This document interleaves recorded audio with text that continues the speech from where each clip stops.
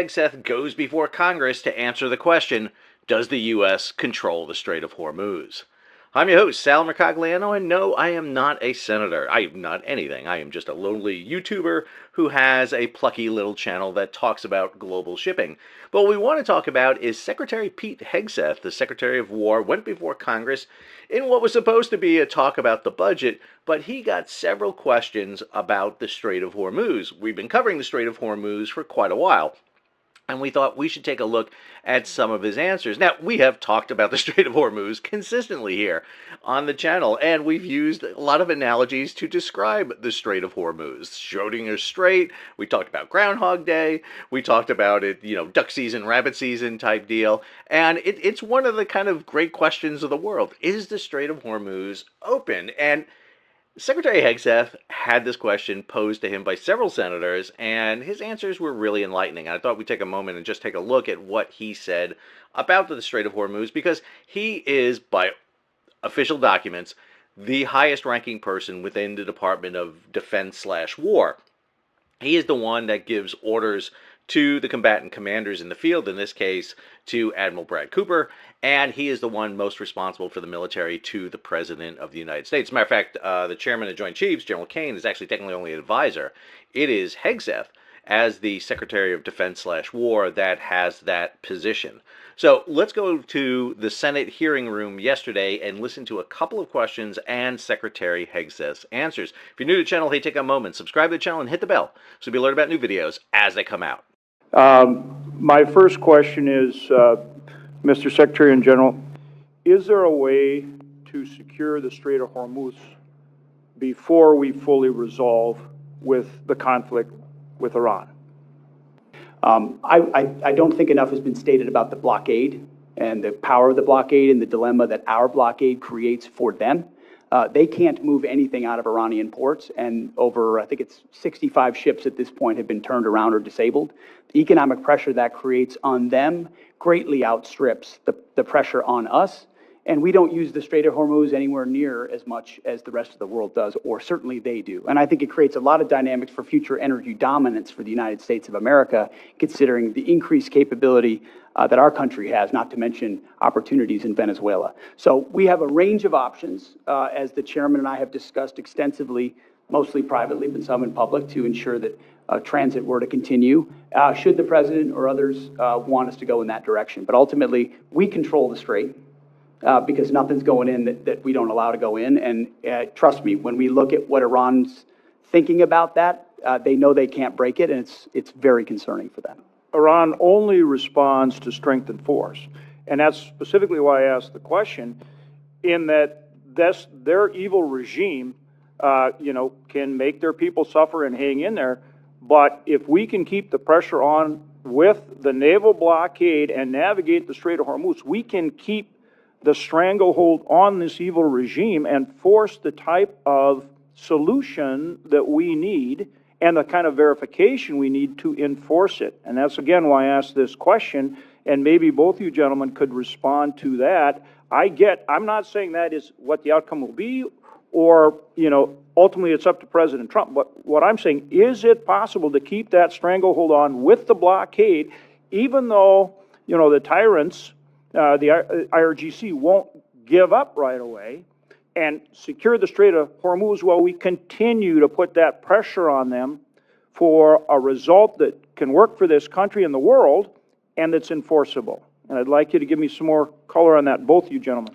Sure, I'll take a moment here and talk about pressure. And what you're really alluding to is what the entirety of the interagency is working on, with a hat tip toward Secretary Bessent, Secretary Rubio, and the rest of the interagency. The totality of total pressure, which the military element is just one component on, is what the regime in Iran is feeling right now. And I think there's no shortage of ability to hold that pressure. The decision on for how long to hold that pressure is, of course, a political one and within our civilian leadership. But I would highlight that they are absolutely feeling that pressure, not just from the blockade, as the Secretary talked about, but the continuation of sanctions that Treasury and others have put on there, and we retain a range of military options. What General Kane talks about here is an interagency approach. It is not just military. It is defense, it's commerce, it's energy, it's everything. And this is a crucial problem, I think, in the Trump administration right now, because the person who should be overseeing this is the National Security Advisor. The problem is we don't have a National Security Advisor. Well, we do, but it's Marco Rubio. And if you've seen the meme, Marco Rubio does everything in this administration. You cannot put one person in charge of everything. The National Security Advisor, who had been Michael Waltz until they kicked him up to go be ambassador to the UN, basically kicked him out to go do that, should be overseeing this. And the National Security Advisor should be bringing together all those departments to do it. You need somebody in the executive branch to do this. If you're not using the National Security Advisor, the Secretary of State can do it, but the problem is Secretary of State is pulled in so many directions. This would be a job for potentially a vice president or J.D. Vance in this case, or somebody else to have a national security portfolio to do this. And this is my problem, is I'm not exactly sure how this is operating within the Trump White House. We just don't know enough about this. Well, I 100% agree with you, but their ability, the regime's ability to endure pain is significant because they just put it on their people. My point is keeping that pressure on them, but at the same time securing passage in a way where commercial traffic will start moving. That relieves pressure on us and our allies. And that's what I'm asking for more color on how you effectuate that. Senator, there are options for that, should we go in that direction. There's a multitude of different directions, should the president seek to go that way, that we're prepared to operate on. Evidenced by the destroyers that went in and came back out. Exactly. To the great detriment of the limited ability of Iran to defend. I mean, remember, the entirety of Iran's conventional navy is at the bottom of the As with Persian Gulf. everything you do, you start out at a really high level and then you just get better. And I'm seeing that with this blockade right now, with the way you disabled those last two tankers. I mean, you're getting better at blockading.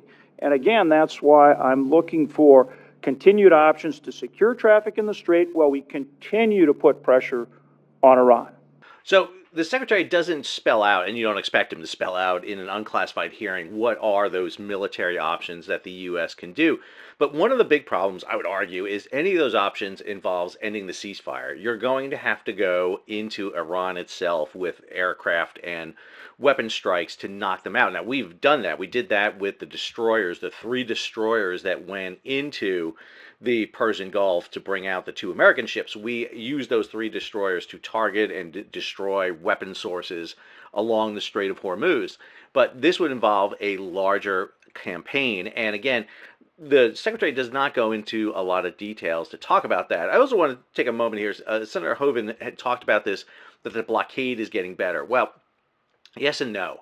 The fact that those ships got into Jask, the 2 he's referring to, which were struck by the F-18s, means they got through the blockade line and got in. Now, the U.S. could have let them through, let them go to Jask, and then knocked them out. That's a definite possibility. Or if the ships got through, because, again, U.S. ships were thin, because, again, we do not have a massive armada here. We have a lot of Navy forces here. We certainly do.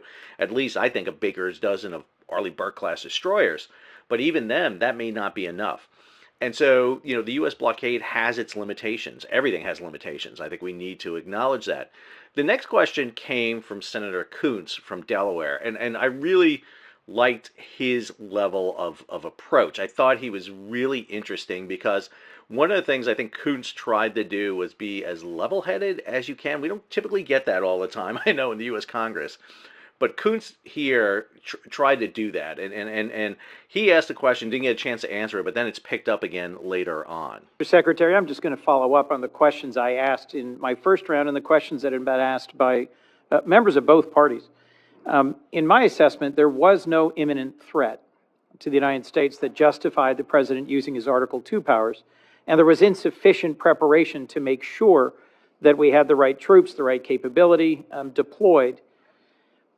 There used to be a consensus in national security that America should only go to war when there's an imminent threat to our national security, when all other options have been exhausted, and when we have clear objectives and a plan for how it ends. As General Kane testified, the military was given 3 clear goals: sink the Navy, attack and destroy the ballistic missile launchers, and degrade their defense industrial base, and you've accomplished those. But President Trump celebrated regime change after saying that regime change was the real goal. And our NATO allies have delivered. They have allowed overflight, they have allowed projection of force despite not being consulted. You said just a few moments ago, Mr. Secretary, we control the strait. But it's clear that reopening the Strait of Hormuz for commercial traffic eludes us, in no small part because Iran retains a robust stockpile of cheap, lethal Shahed drones, and they are getting help from our adversaries in rebuilding them. What is your plan for reopening the Strait of Hormuz, Mr. Secretary? I would just note that the majority of your question was highly disingenuous and loaded with suggestions that I very much don't agree with. From the beginning, Please feel free, sir, to pick any one of those from the things. beginning, we've been very clear about the military objectives and Yes. the underlying strategic objective, which is preventing Iran from getting a nuclear weapon. Yes. Take, for example, the fact that Iranians' conventional Navy, they had aircraft carriers with Shahed drones on them before this started. They had full-on destroyers and battleship capabilities, none of which they have anymore. And Did the their inability Iranian to- Navy have aircraft carriers? Iranian Navy had 3 drone aircraft carriers. The Iranian Navy They had had 11 launch submarines. platforms for drones, sure. They had 11 submarines. And you've They had sunk a all of the terror regular Navy. Great, good. They retain fast boat capabilities, which they've always had. We understand that, which we can control for and will. We've degraded almost completely their defense industrial base capabilities. The idea that they control anything, you can terrorize something, you can Yes. hold it at issue with piracy, as I've talked about at the Pentagon podium time and time again. Correct. That doesn't mean you control it. We control what goes in and out, and we control whether or not we have to restart conflict. The president does as well. Mr. So Secretary. we're the ones that will manage where this goes in the future, and they have very limited ability to set the tempo or respond to it, and that gives the president a lot of options to ensure that Iran never gets a nuclear weapon. The connection between their ability to close the Strait of Hormuz using fast boats and Shahed drones and our strategic goal, shared broadly, to prevent them from ever having a usable nuclear weapon is utterly unclear to me. And my question was, what's the plan for reopening the Strait of Hormuz to commercial traffic, given Shared broadly, but skyrocketing never prices? executed. Shared broadly, but never executed, because previous administrations didn't have the willingness to actually do what it would take. And when Iran was at its weakest moments following the 12-day war, but still wanted the pursuit of a nuclear capability, President Trump made the courageous decision to go at their conventional umbrella and shield, which they were using to protect their nuclear program, which we knew came with threats and branches and sequels. My which we've concern, accounted Mr. for. Secretary, is that you've achieved a series of tactical successes, but are on the verge of a strategic loss, because we are now negotiating. I just think it's so a foolish. demand- Here we are in a committee in the United States Senate, 74 days in, and you're talking about strategic loss. We have the ability to 74 defeat a days in. 47-year threat of a pursuit of a nuclear weapon. We have more leverage than we've ever had. We've had incredible battlefield successes, and you're talking about a strategic loss? Mr. Cloaked in Secretary. disingenuous questions? Mr. Secretary. This is how you Mr. undercut Secretary. efforts that could otherwise and are otherwise I am being not very your effective. enemy, sir. I am not your adversary. I share your goal of preventing Iran from ever having a usable nuclear weapon.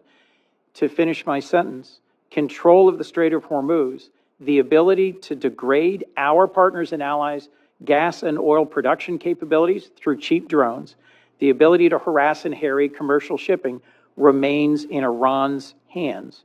And their demands are that we recognize sovereignty for them over the Strait of Hormuz, which I believe our president's rejected, you've rejected, I reject.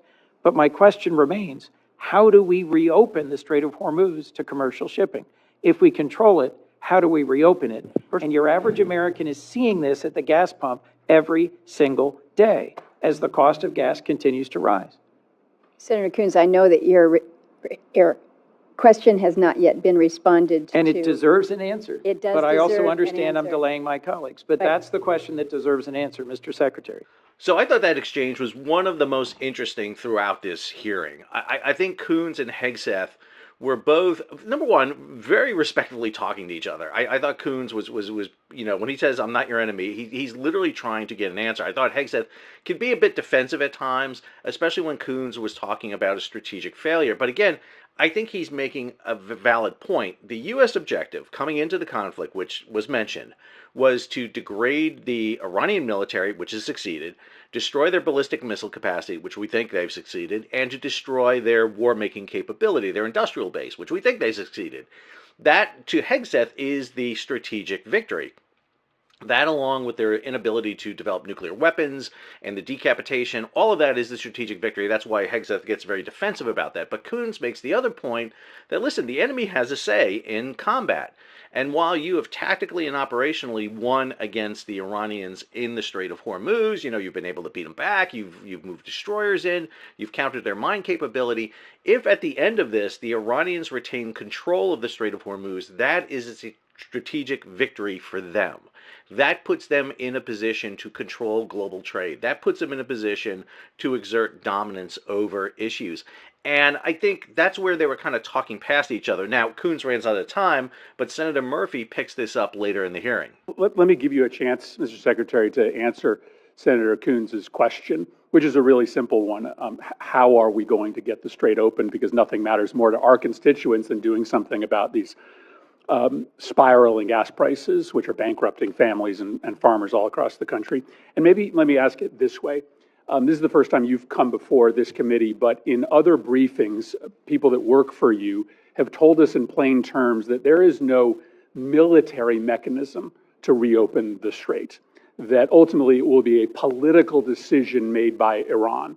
And I think you're confirming that here today by suggesting that it will be economic pressure that will create a political imperative inside Tehran to open the strait. I just want to jump in because I think Murphy hits on a very big point there. I don't think there is a true military solution to this, because whatever military solution you adopt is not going to be 100%.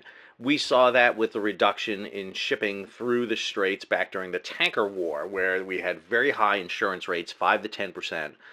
We also saw a lot of damage done to ships. I mean, I think we forget, during the tanker war of 1980 to 88, there was a total of 414 ship attacks. 55 ships were either sunk or a constructive total loss, and hundreds of merchant mariners killed and wounded. But it was an escalation. It started in 1980 and it peaked in 87, 88, and the U.S. didn't get involved until the very end, until 87, 88, and even then, we only escorted a handful of ships, U.S. flag ships and the reflagged Kuwaiti tankers. And so I think Murphy is hitting on a point here that there really needs to be a political solution of some kind to this, that if we adopt a military argument, we're not going to be able to be 100% successful. So can you just confirm for the committee that there is not a military mechanism or means to reopen the strait, that ultimately we have to essentially use diplomacy, economic diplomacy in this case, in order to convince Iran to make the decision to reopen the strait? I would say, Senator, there most certainly are military means by which we could open the strait, both on targets on land and also with what we do with our naval capabilities, not to mention our naval blockade. Why haven't demonstrated you by, done, if that's true, and that's not what has been testified to us in private briefings, why haven't you done that already? ultimately, a long-term, a preferred long-term approach would be a deal where they open it up, where they stop being pirates of an international waters and allow countries from all nations to flow. You know, these aren't U.S. ships that are being blockaded there. These are ships from all around the world, creating much more pressure for other countries than ours. So the bad guy here is Iran, who's closing the strait through piracy effectively, because they really only have fast boat capabilities. And we're blockading them. None of their stuff's getting out. They're feeling all the pressure. So I think the secretary, again, he says that we don't have U.S. ships in it. We do. We have 3 that are in there right now. 2 of them are doing kind of Persian Gulf movement of goods for the Department of Defense. And we have 1 ship that's in a shipyard. I'm not even sure it's been crewed back up yet or not, but it's part of the tanker security program is there. We also do have a military presence in the Gulf. Again, we have those brigade sets in Kuwait and Qatar. We have U.S. military presence there. We have air bases. But more importantly, we have Gulf allies in the region. And I think they would find it very, important that we want the strait opened back up so that they can resume their normal flow. Qatar, for example, just got a second load of liquefied natural gas out, but they're not getting anywhere near their exports out. Kuwait, Bahrain, again, they're all suffering from this. You don't worry that through a study of history, you might come to the conclusion that you are overestimating their willingness to cave based upon economic pressure. The Russians believed years ago that Ukraine would cave because of the economic pressure they were putting on Ukraine. We thought the North Vietnamese would cave because of the economic pressure we were putting on them. Your own intelligence estimates, as has been reported, suggest that, in fact, The Iranians are in a position to hold out for potentially years. This is a high-risk strategy to hope that this economic pressure will eventually cause them to voluntarily reopen the strait when there's plenty of evidence from military history to show that countries that are being attacked or invaded or occupied are actually willing to put up with a whole lot of economic misery in order to preserve national pride. Well aware. We've looked at we understand all of those historical case studies, and it's not just economic pressure. There's military pressure, diplomatic pressure. We certainly have a lot more military pressure we can bring to bear if the president were to choose to do so. I think there are a lot of different dynamics cards that the president can play, holding all of them to ensure even greater economic pressure or even greater military pressure in Iran. And they know that, and that's why the negotiations are serious and ongoing right now about giving up their nuclear capability, because they understand. And the problem is time is not on our side here. I believe you are being way too optimistic in your assessment of their potential to cave. But if this goes on for another 30 days, there are going to be thousands more farms that will go bankrupt. There are going to be families that are going to be ruined. And so time is not on our side. And I just don't believe that Iran is ready to capitulate yet. And if they capitulate in a year, there's going to be a whole lot of families and businesses that are ruined in the United States. So Senator Murphy posing that kind of follow-up to Senator Coons' question really gets us into the quandary we're in. The strait is closed for Iran. That's very clear. The U.S. blockade is preventing the free flow of goods in and out of Iran. Now, Iran has a back door, and that is the Caspian Sea. Take you over here to marine traffic. You know, the blockade the U.S. has is of all the ports along the coast of Iran. And they're doing that through a distant blockade. They are out here running between the Iran-Pakistan border all the way down to Oman. So the U.S. blockade is out here.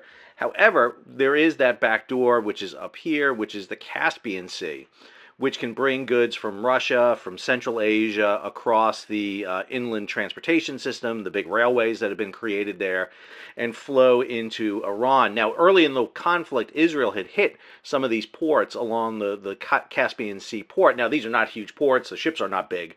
But they can move millions of tons of cargo this way. Plus, there's discussion about cargo coming over the border from Pakistan and Afghanistan. Now, that's small. It's not a lot because of the nature of trucks and especially that geography there in moving it.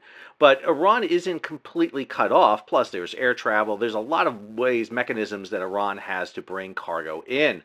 So we are exerting a blockade from the ocean side, which is the major one.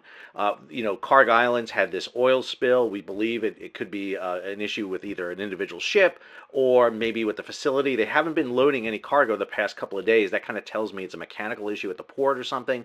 Could be sabotage, could be something that's happened at the port. We don't know. But what we do know is that Iranian tankers are piling up. They're not getting out. And as Senator Murphy said, the question is, who breaks first? Is it the American farmers? Is it the rest of the globe? Or is it Iran? And the problem with waiting for Iran to break is it's an autocracy. It's a very controlled state, and they really don't seem to care what about the plight of their people. And so do they stay for a long time? The U.S. can force an opening of the strait. If they wanted to, they can do a military option. The problem is it's a very costly operation. And that's the thing that we're not hearing from the Secretary at the time. If you want to force in, we sent in 3 destroyers recently. Before that, we'd send in 2 destroyers. You've got to lay down, suppressing fire here along the entire Persian Gulf. You've got to have ships stationed in here, but more importantly, throughout the entire Persian Gulf, you have to have ships stationed because you're no more than 50 to 100 miles from Iran at any time. So you're going to have ships all the way up here at Basra and Kuwait, all the way through the Persian Gulf, out and into the Gulf of Oman. You can't do that with 13 destroyers. It's just not possible. If you look what we did during the first Persian Gulf War, and even in 2003 in the Iraq War, we had a much larger presence there. 6 aircraft carriers in the first Persian Gulf War, 5 during the second one. We've got 2 out there right now, the Bush and the Abraham Lincoln. Plus, at that time, we were operating in the Persian Gulf. We actually had carriers operating in the Persian Gulf. That's not happening right now because, again, you have a change in technology. You have these Shahed drones, these very small drones that are not enough to sink vessels, but they're enough to damage and cause problems. And if you're a commercial shipping firm, you're going to sit this out for a while. You're going to wait to see what happens. Why risk your ship getting damaged and being out of service for months or potentially sunk when you could wait a few weeks and then you get your ship back and then you can make a lot of profit as everything takes to settle out? Because again, for every day the Persian Gulf is shut, it's going to take a week to reset it back. So we're over 70 days now. So you're talking about over a year it's going to take to reset the global economy. We're a billion barrels of oil short in the global economy because it's bottled up here in the Persian Gulf. Not to mention everything else: liquefied natural gas, liquefied petroleum gas, fertilizer, helium, sulfur, ammonia, you name it, it's all bottled up in here. And again, this is the key thing. While the secretary can talk about the fact that, listen, we don't get a lot from it, the global economy does. Get away from the idea that 20% of global oil comes from the Persian Gulf. Start saying this: 11% of all trade comes through there. I mean, over 1/9 of global trade comes out of the Persian Gulf, and we have kind of cut that off. And that's a major problem. Yeah, you can move some oil in pipelines, but a lot of the other products you can't. That becomes the problem. And what we're doing a lot of times is putting band-aids on the global economy. We're creating a big hole that's going to take a long time to fix. And I don't think that's actually Hegseth's job and responsibility to do it. He is the head of the military. He is given the military mission to go ahead. This is where I come back to that issue about who's in charge of this for the U.S. government. Typically, I'd be banging on the National Security Advisor, in this case, Marco Rubio. But the problem is Marco has every job on the planet. I mean, name the job in the U.S. government that Marco Rubio does not have. I mean, his desk nameplates have to be insane in terms of the numbers. I mean, it's a great resume builder, don't get me wrong, but it's a lot of responsibility. And the question becomes, who is overall responsible for driving this mission? Is it Hegseth? Is it Admiral Brad Cooper? Or where's the direction coming from? I mean, ultimately it resides at one person. That is President of the United States, Donald Trump. He is the ultimate arbitrator here of this because it was his decision, along with Bibi Netanyahu, to initiate the operation against Iran. And now we're, 70 plus days into this operation. The Persian Gulf has been shut down. The Strait of Hormuz has largely been shut down. Yes, the U.S. can claim control of it, but it's a control of what Iran flows. Iran, meanwhile, has control of what flows in and out of it from their sake in the Strait of Hormuz. Any sort of confrontation comes with military potential. Do you put Marines ashore? Do you force shipping in? I mean, you're going to have attrition. You're going to have ships hit. There's no question about that. During the tanker war, we had ships hit. Let's not forget the Stark, before the start of the escort operation, got hit by 2 Exocet missiles fired by Iraq. We had the Samuel B. Roberts, which was mined by the Iranians. We had 2 tankers that were hit, the Bridgeton by a mine, the Sea Isle City by a missile. And then we had full-out combat in Praying Mantis between the U.S. Navy and the Iranians. And that actually resulted in the destruction of a good chunk of the Iranian Navy, their platforms out in the Persian Gulf, and unfortunately, an Iran Air airliner that strayed into the area and got shot down by the USS Vincennes. It was a nasty, nasty fight, and it ended very quickly, but then that's what initiated U.S. involvement, arguably, in the Middle East. There's an argument to be made that U.S. escort operations during the tanker war will lead to the issues that eventually end the Iran-Iraq war. It leads Iraq to get into the fight with Kuwait, and they invade Kuwait over issues of money and oil drilling. That leads to U.S. response, leading a coalition in to liberate Kuwait and defend Saudi Arabia. That keeps American presence in the Middle East. After that period of time, because of the development of nuclear weapons by the Iraqis, and that leads eventually to the emergence of a group like Al-Qaeda that attacks the United States on September 11, 2001. So all these issues come with a lot of burdens to them, and you got to be thinking, multiple moves ahead here, and I'm not exactly sure that we're getting the full issue. If you ask Secretary Hegseth, how are you going to open the strait, he's going to give you that military plan. Well, he's not going to give you the military plan because it's confidential, it's secret, they're not going to tell you that. But I think there's got to be a larger strategic plan here. And I think when they talk about the economic, the diplomatic issue, then that's above the military issue. And that's who needs to be asked this question.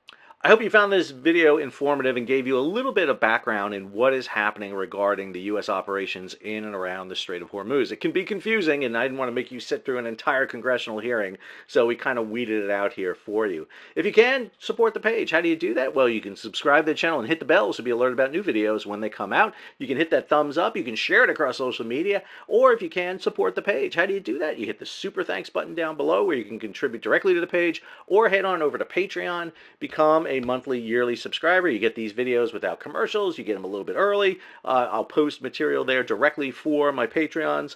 Also, you can follow the channel on social media. We're on all the platforms. You'll see them below in the show notes.